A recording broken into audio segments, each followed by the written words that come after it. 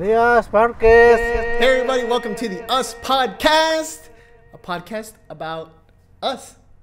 It's all of us, bro. Whoa, and my name is Angel Salinas. My name is Chris Carmona. And welcome to the first episode of the Us Podcast in conjunction with mitu and our first video recorded episode. So now you get to see how incredibly beautiful we are. Yeah, oh my God. Okay, so little quick background. Me and Chris did a couple episodes of a podcast last summer. That's right, last summer. Yeah, and now we're back, better than ever, looking prettier than ever. And specifically this episode today, we're talking about Valentine's Day. That's why I'm wearing pink. We're color coordinated. And that's why Chris is wearing red. And me and Chris always kind of differ in our opinions a lot of the time.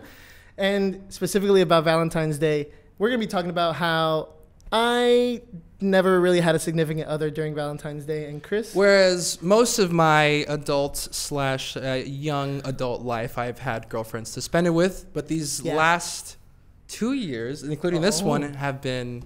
He's been writing solo. And I'm fine. I'm fine. Yeah, I was worse last year. He's fine now. Yeah, if you listen to now. the others, it's not very... If anybody's coming from season 1, they know. Yeah, they know Chris went through a good amount of sadness. But I don't think I talked about that often. No, oh, yeah. Right. So we're going to be talking about how to survive Valentine's Day with and without a significant other. Coming from people who have the experience. Yes, exactly. And we're going to tell it to you like it is. That's right. We're like Trump. Yeah. So for me, I never really felt a need to have like a significant other. Like Valentine's Day never really felt like a day where... Actually, you know what? I'm lying. That was me trying to be like... So cool. Yeah, it's like, I don't need that. I didn't even really need it, but I will tell you, stay off social media when Valentine's Day hits. Yeah, it's true. I'm just constantly going to be reminded that, that I'm alone. But Valentine's Day doesn't have to be like that. It doesn't. No. It really doesn't. But, Chris, tell me about some really good Valentine's Days that you've had that you don't have anymore. Oh, wow. Way to sock it to me. No, so Valentine's Day, I've been fortunate enough to have spent it since I was 15 with women. Nice. I had a...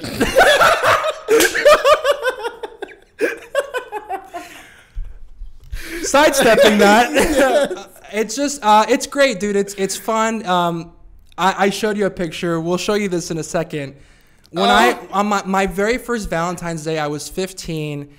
And I was just so excited because nobody had ever liked me, and it was the first girl that was gonna let me bring her stuff and take her out. So the first thing I ever did for Valentine's Day, I went all out. Right, I showed up to the breakfast area where we'd all wait for the bell to ring. This was high school? Yeah, I learned a song on guitar, "Summertime" by My Chemical Romance, and I went up to her with I took a guitar to school and I played it. I played it for her. I don't know the song. Sing a little bit. So it's like, if you stay, I would even wait all night. That's the only song I know on guitar. And I had this shirt that I made the night before with my mom that we'll show you right now. He and it did it with said, his "Nikki, mama. will you be my Valentine?" I had done it with paint on a white shirt. I only gave her one option. It was yes. And, yes or... And yeah, and so she said yes, thank God. And then from then on, it's just been I think it was more important that first time for me because it was so new. But after that, it just kind of becomes increasingly less important just because it's oh well, I don't really need to impress them anymore. So did you do the whole? Did you ever have a heart-shaped box of chocolates with a bouquet of flowers and you're just like, this is your day? Yeah. It was mainly to service them. So that's why I think Valentine's Day, going forward, I think it's cool to take part in it because everybody's doing it. Yeah. But I mean, for me, I will say I'm pretty jaded when it comes to Valentine's Day. And it was for maybe the majority of my whole high school life until maybe my senior year. It was just I would be like, do you like me? I would be like, do you want to be my Valentine's? And almost every time it was no. And I was like, why do I put myself out there? And it was just a constant. I see. Yeah, it was just constantly kind of being rejected or constantly just damn, this is getting sad. No, I'm having a great time. Just like, it's just like constantly like no one reciprocating those feelings. And so it got to a point where I was just like, I'm done, you know? Yeah. And then I just kind of like broke it off and I was like, Valentine's Day is a super corporate holiday just to sell candy and blah, blah, blah, you know? And I became one of those people. But over the years, I think my jadedness has kind of simmered. It's simmered to the point of like I just don't care anymore. It's just another day for me. And as I say that, I say that and I'm like, I'm not going to be on social media all day today because I know what I'm going to see and I don't want to see it. And so that's Does it affect you even to say like if you like so when you look on your phone and you see just people with like these gifts or whatever, these like surprises, does that bother you? Yeah, it does.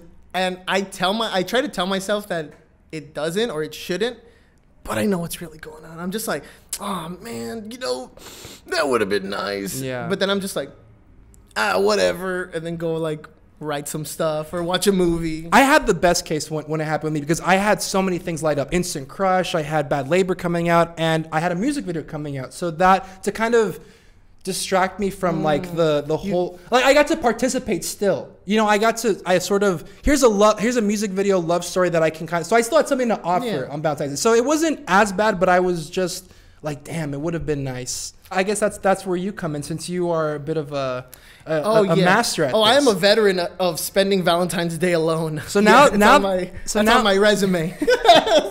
Spent 24 Valentine's Days alone. Yeesh. Well, now I'm the new kid in school now. Yeah. So so for someone who's newly single, somebody might get dumped today and they might want the advice. Sorry. That's true. Sorry. It might happen. But if you need tips, because I need tips, what are the best ways to still enjoy the day that you found in your years of doing this and not feel like you're dying inside? Okay, I can do that. Rule number 1: spend it with happy people. Like that's true. Whether that's like your friends, whether that's another couple that's cool with you tagging along as like a third wheel, maybe a fourth wheel, maybe even a fifth wheel. I think it's important to surround yourself with people that aren't just gonna encourage your negative feelings. Yeah. Like the worst thing you can do is group 3 people that are all bitter about Valentine's Day together so they can just be like, man, love sucks, everything sucks. It's just like a circling of negative energy. Like you need to be around people that will make you be okay with being alone and that people will let you know like, hey, it's okay to be alone on Valentine's Day. It's not that big of a deal, you know? Like Valentine's Day is a very unique holiday to a certain demographic of people, and I don't need to feel like I need to participate to feel happy. We were talking about mainly like when other people are doing things that you want to be doing, like working bigger sets or having the jobs that you want. When you look at things like that on social media, instead of getting upset, just think that's awesome. That's really good for them because it just helps. It's even if you don't totally mean it, it just helps. It's better than to be looking at it spitefully because then you're telling yourself subconsciously, I don't want this. Yeah. And so then that's why you keep finding yourself in the same position year after year after year because you have this negative reaction to this like really happy thing when you know damn well if you were a part of this institution, you'd be just as corny and happy as they are. Very true. Very true. So I think that's a really important point that you emphasize, to hang out with good people. Do you consider yourself a romantic? I used to when I was little, and I am very romantic, but I'm not the outwardly like I'm gonna do a big old thing for you. That used to be my thing, but it's so tiring to do that, and I'm like I'd rather put that energy. Money. Those bears cost a lot of money. Yeah, you can ask my mom how much. Shout out. Yeah. I've seen people go to like flower shops. Like, I'm gonna get a dozen roses, and they're like, ooh, maybe like 6 roses. Just cut it down. Instead. So I think I'm a romantic in more private, intimate moments. But as far as like I gotta show up, I think just because that was so rare back then before like Instagram blew up. But now that it's blown up, there's such an oversaturation of it. I'm like, you know what? You know what's the opposite of that? What's different, more special? It's just something, just a connection, you know. You don't have to send mariachis to someone's house. Exactly. Have you ever done that? No, I've never done that. I knew someone that did that, and it blew up in his face. No way. Yeah. Okay, let's do a quick side swipe. What happened? It just like it was the classic. She broke up with me, so I'm gonna win her over by sending her mariachis. No, she broke up with him. Yeah. Before? Yeah. Before. Oh my God. And then it's like, I know what's gonna win her over. A bunch of mariachis. And that'll do it. That did not happen. And so, long story short, big romantic gestures don't always work in your favor. So are you romantic? Me? I will echo what you said, and I think I'm a romantic in private. I will say things to people that I'm interested in that are very intimate, very personal. Mm-hmm. But you know me, I don't like public displays of affection. Right. So that includes grand gestures. I will not be marching to your house in a suit with chocolates and roses and stuff and just be like, confess my love to you. Mm-hmm. I don't think I can do that. Well, okay, so then what's the most romantic thing you've ever done for someone? I was dreading this question because I cannot think of a single thing, and that's gonna make me look so bad. But yeah, I can't think of like any big romantic thing that I've done for anybody that I would be like, that was good on me. I've had people do things for me, which is, nice. Thank you. But what about you? What's the most romantic thing you've done? Well, I already talked about the shirt. I think that was like borderline one of the most learning a song from scratch. Thankfully, it was 4 chords. But the second most romantic thing I think I've ever done was I wrote another song on ukulele, and I performed it for my ex to task her to prom. So it was like, hey, baby, will you go to prom with me? Oh, my God. And, I said, I can't believe it's 2 weeks away. I wrote this song so you could be happy. You're everybody. You're everyone I made fun of in high school. Yeah. Wow. But I looked good doing it, so it wasn't totally corny. I was super hot in high school. I was. We could show pictures. Quote of the episode. I was super hot in high school. I was. Well, now that we're wrapping up, Angel and I, we're first and foremost filmmakers, so we have a couple movies that we recommend to watch by yourself or with a significant other. I think these movies can be both. The way I approached my list was kind of like, I'm a very pessimistic person, and so when I see these sappy romance movies, I'm just like, whatever. But these movies that I've seen kind of made me believe in love again. As cheesy as that sounds, like these are the movies that made me believe in love again. And my number 1 pick is gonna be Cheating, because I'm actually picking 3 movies, but I'm gonna call it one, the Before trilogy. Yes. Chris loves them, I love them. There's these 3 movies: Before Sunrise, Before Sunset, Before Midnight. It's a love story chronicled over 14 years. Mm-hmm. And same actors, filmed 7 years apart, every movie.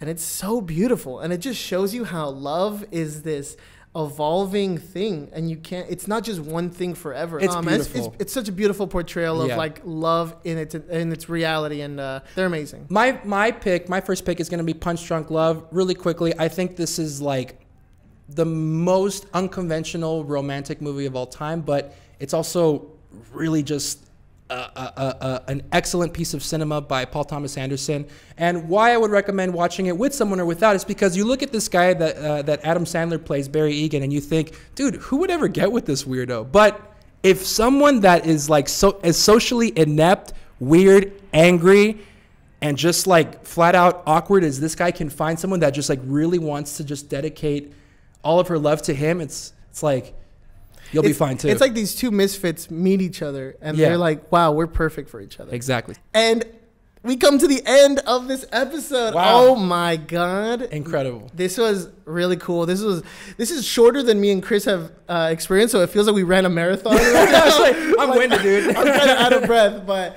before we go, we have to shout out the homies that made this possible. Me too. Thank you so much. God. This is crazy.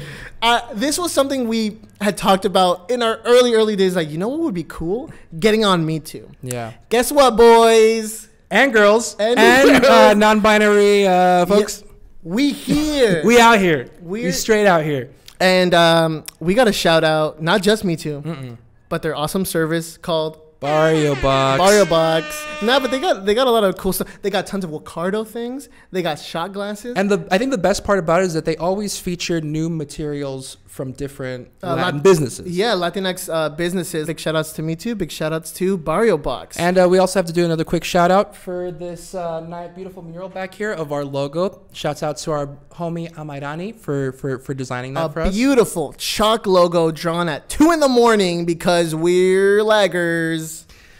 So, it's Valentine's Day. Yep. My show's out today. Instant Crush, our first 2 episodes. Instant Crush is plug. The point of the Us podcast has always been to highlight local artists, highlight like all our homies that are doing big things. And today, an Us podcast alumni, Katsuoso, releases his new song called Kiss You Better. Chris, what do you think? What do you think about this song? It's awesome. I'm going to censor that out. But it's awesome. Katsu is one of the people that are really killing it for the brown music community. Please go check it out. He's a dear friend. Go support the homie. Go listen 100 times, a million times. We're going to leave you with a 30-second snippet of his song, Kiss You Better. It's going to be cool. It's going to be cute. And we will see you folks next time. Catch you later. Bye. Bye-bye.